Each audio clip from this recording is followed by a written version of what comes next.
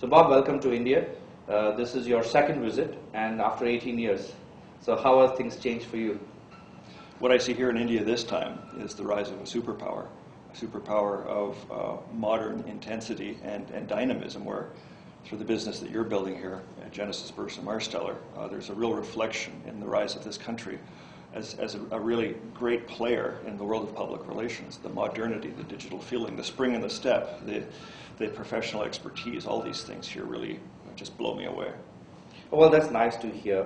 And now you have traveled extensively across Asia since you've taken over this role recently. What are you seeing as the key client expectations emerge throughout Asia? I think more than anything else, clients are looking for quality, a quality that adds high impact value, and a quality that is measurable, and a quality that has digital manifestations, so that they can reach out and connect with all the stakeholders important to their business success, so that those people will do and think what they want them to do and think. You know, you make an interesting observation that multiple stakeholders and clients are asking us to reach out to multiple stakeholders.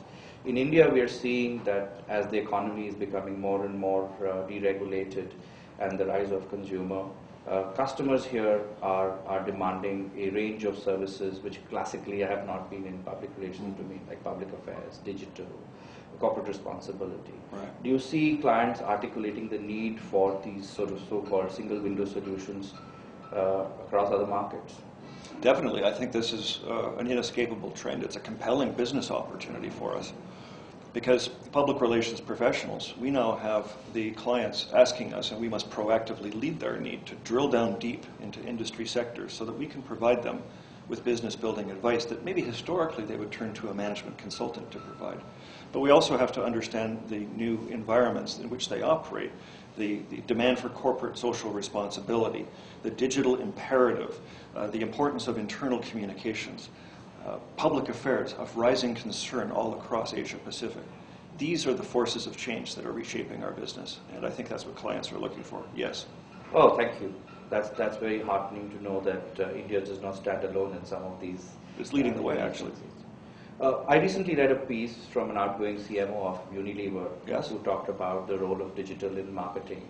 And he interestingly mentioned that public relations agencies are best equipped and best placed to lead the digital marketing communication programs for clients. What's your point of view on that? Ever since I started my PR career 20 years ago, PR has been a relationships business. And I think public relations has changed from PR meaning public relations to public relationships, where we have to, in a very customized way, help our clients build peer-to-peer horizontal networks of trust with stakeholders, where the information flow isn't just one way in your face, but it's a conversation of equals on a level playing field where they share information of interest to the other, and so that they may collaborate and co-create brand experiences and issues outcomes in a way that benefits not just the interlocutors, but society as a whole. So coming from peer-to-peer relationships to another P that is coming into our mix, which is the role of procurement in, right, in client agency relationships. You think agencies are gearing themselves well to deal with this sort of new emerging P in the mix? I hear a lot of defensive talk and too much complaining about the trend, frankly. This is a new fact of life. And this is how PR services are being developed around the world. And we can either resist the trend with a negative attitude, or we can embrace it with a positive solution-finding frame of mind. And as you know, our new evidence-based approach in terms of measuring or providing proof of communications tangibility, where PR is becoming as much of a science as what used to be an art, this perfectly responds to the need of procurement departments for information that they can measure. Well, that's a perfect segue into the next question that I was going to ask.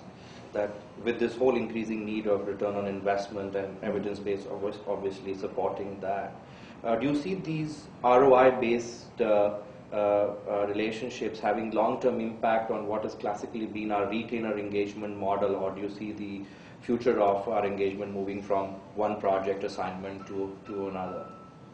I think one of the ways in which Genesis Burson-Marsteller really leads the way in the world of our company's network is is the extent of the relationships that are based on a retainer annuity arrangement.